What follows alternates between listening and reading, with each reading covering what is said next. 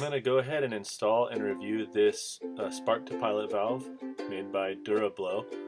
This one is the RF remote control receiver one. I just got done doing the smart one that hooks into your application on your iPhone and into your Wi-Fi.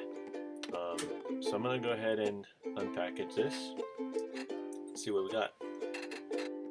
Similar to the other one I did, this one also has great instructions with pictures. They look good. I don't even think I'm going to use them this time around, and we'll see how that turns out.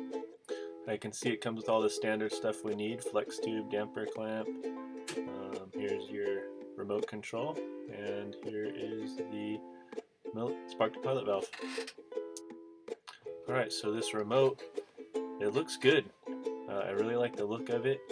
Looks simple. It has this wall mount. Okay, so it has these two screws in the back. You can put it on the wall anywhere you want, and that's your remote control holder.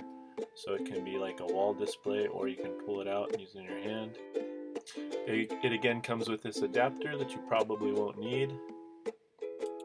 And just like the other one, the inside of the unit looks very clean and just straightforward, easy to understand.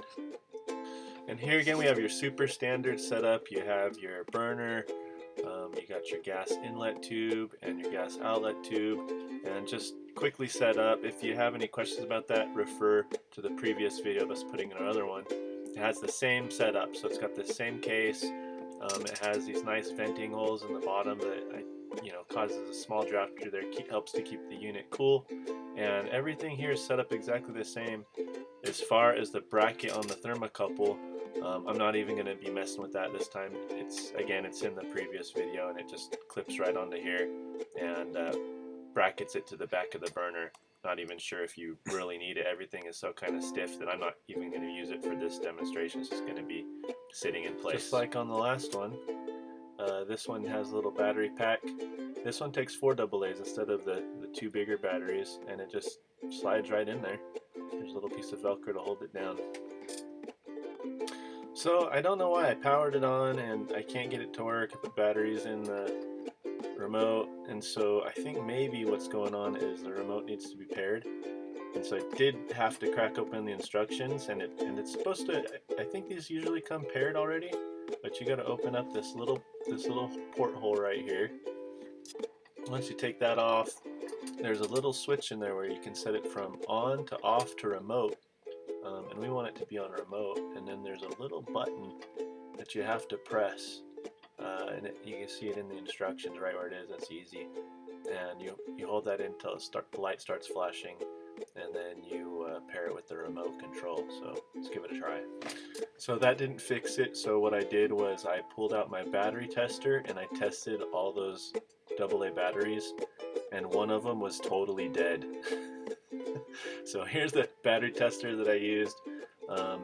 So put in good batteries, and so once I put in the good batteries, I found out that the remote control was paired all along, and it works perfectly now. So here we go. I set the thermostat to low, press the power button, and then you can see it clicking. The pilot light ignites for its first time and fires up.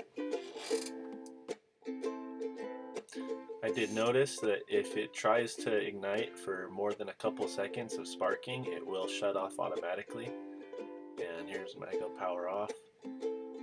So you need to make sure that the gas flow does reach the pilot within a couple of seconds, otherwise it will not ignite in time.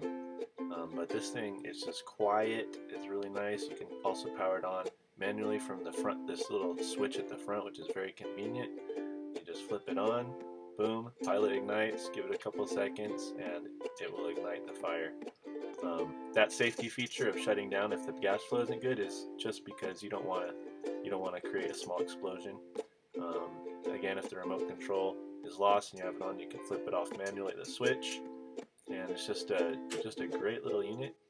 So it's just a very straightforward. I really liked it. Really didn't even need the instruction manual to install, and the bracket that goes here is self-explanatory too. And again, I go into that on my previous video that shows me putting in the smart valve. And in the video description, I'm going to leave a link to that other video in case you want to use it for installation references. But this one Was really easy to install, really simple, didn't even need the instruction manual, and I hope you guys find this thing useful. Have a good one. Bye-bye.